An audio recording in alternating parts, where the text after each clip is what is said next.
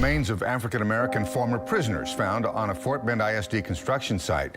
94 black men and the leg bone of a black woman, now known as the Sugarland 95. The youngest prisoner found in an unmarked grave, just 13 years old.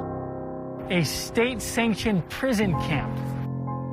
Freed slaves incarcerated and forced to work for the state. Many would not survive the intense labor. They died from diseases, gunshot wounds, malnutrition. They were underfed and overworked. The men worked and died on the Bullhead convict labor camp. So many companies profited off forced labor. The city of Sugarland is built on this labor. There's some ugly history behind how Sugarland came about. Part of a horrific and state-sanctioned prison labor system decades after emancipation. In the state's brutal convict leasing program. Convict leasing was continued slavery under a different name. Literally labored to death. History that needs to be told. What happened here was a tragedy.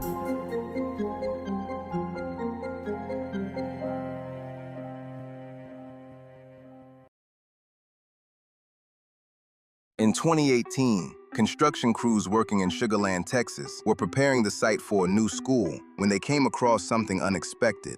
At first, it looked like debris in the soil, but after taking a closer look, it became clear that it was a human bone. Work stopped, and the site was examined more carefully. As digging continued, more remains were found. What initially appeared to be an isolated discovery quickly turned into something much larger. Over the following weeks, crews and archaeologists uncovered dozens of graves. By the end of the excavation, 95 individuals had been found buried in unmarked graves beneath the site. What they had uncovered wasn't just a forgotten cemetery. It was evidence of a system built to replace slavery, one where people could be arrested for almost anything, forced into labor, and thrown away if they didn't survive. Sugarland is located just outside of Houston and is known today as a prosperous and carefully planned suburban city. But the land it sits on has a much older history, one tied to a system that emerged immediately after the abolition of slavery.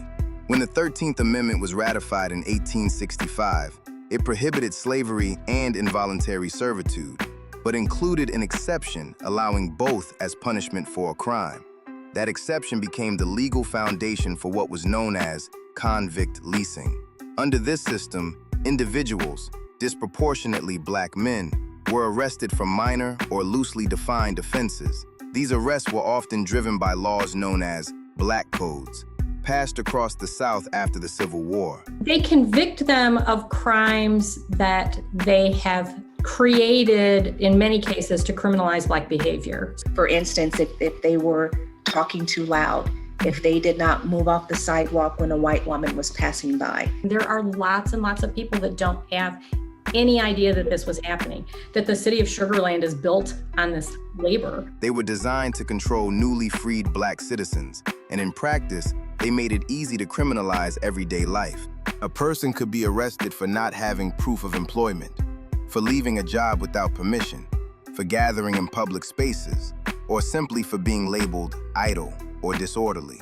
In some cases, even children were arrested under vagrancy laws and forced into labor. Once convicted, individuals were leased to private businesses and forced to work. In some ways, this system was even more brutal than slavery. The aftermath of slavery was in some ways worse than slavery itself.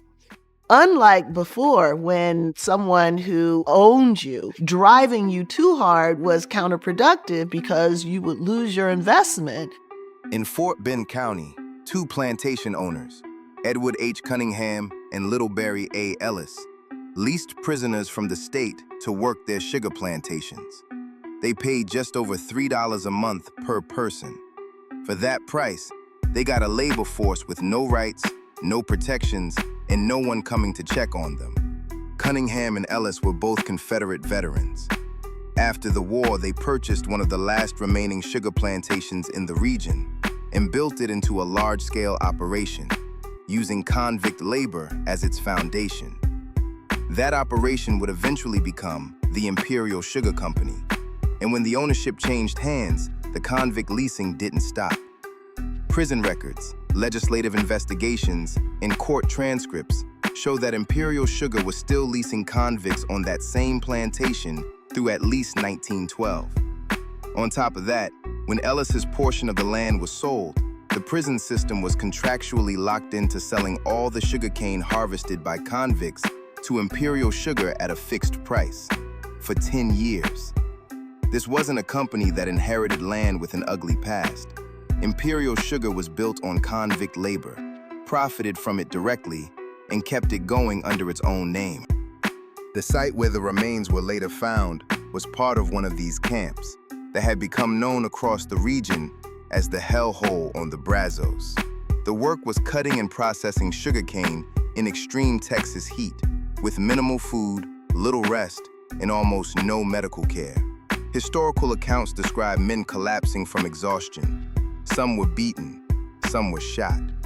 Estimates suggest life expectancy in these camps could be less than 2 years. Forensic analysis confirmed what the historical record already suggested.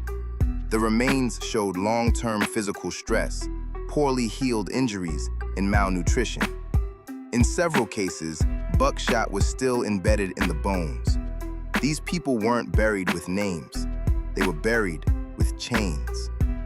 The discovery shocked a lot of people, but one man had been trying to tell them for nearly 20 years.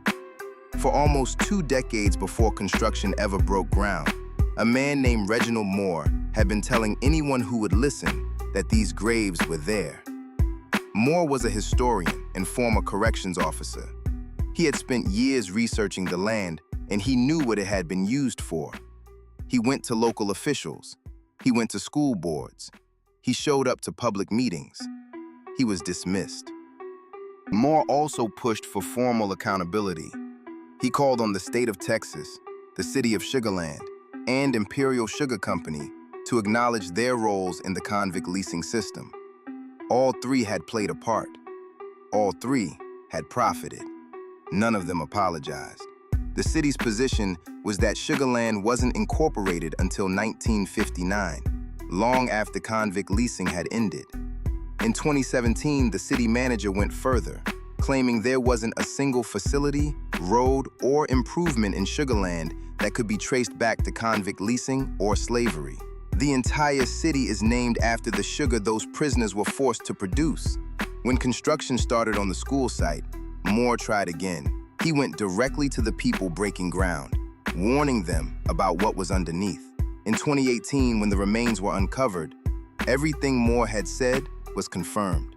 He died 2 years later. The 95 individuals were reinterred at the same site, which was designated a historic cemetery. It sits behind a school now. Every grave is marked the same way, unknown, followed by a number. Most of them have never been identified. The system that put them there was legal. The company that profited from their labor still exists. And for over a century, they were buried beneath a place that had no intention of remembering them.